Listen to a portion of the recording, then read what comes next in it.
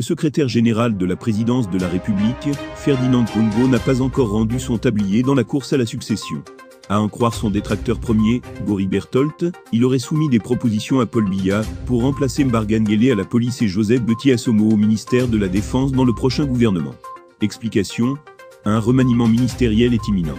Au moins loin des spéculations habituelles, Paul Biya semble avoir clairement envoyé les premiers signaux vendredi 12 janvier 2023, dans le décret portant nomination des membres du conseil d'administration de l'Institut national de la statistique, où il est annoncé la création d'un ministère de la politique de la population.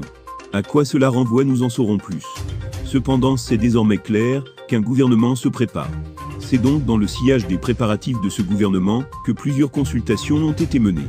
Paul Biya a donc, il y a quelques semaines, comme à son accoutumée, demandé à son secrétaire général de la présidence de la République, Ferdinand Gongo alias l'homme à lapin, de lui faire des propositions pour un gouvernement.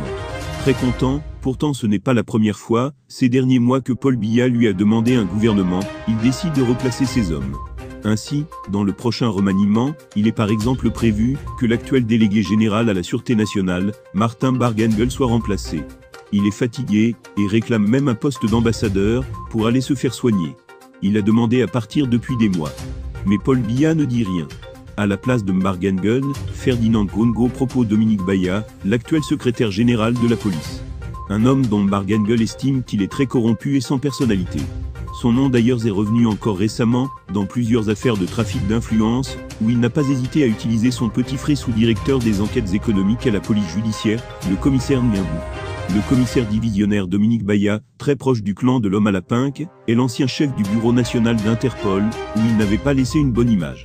Au poste de ministre de la Défense, il y a actuellement Joseph Beti Assomo, qui pourrait ne pas sortir du gouvernement, mais affecté à un autre poste. Bien que malade, c'est un secret de Polichinelle au palais, Beti Assomo est porté en haute estime par Paul Biya. Pour remplacer Beti Assomo, Ferdinand Gongo a proposé à Paul Biya Galaxé Toga, l'actuel secrétaire d'État à la Défense. L'homme à lapin qu'est Galaxé Toga,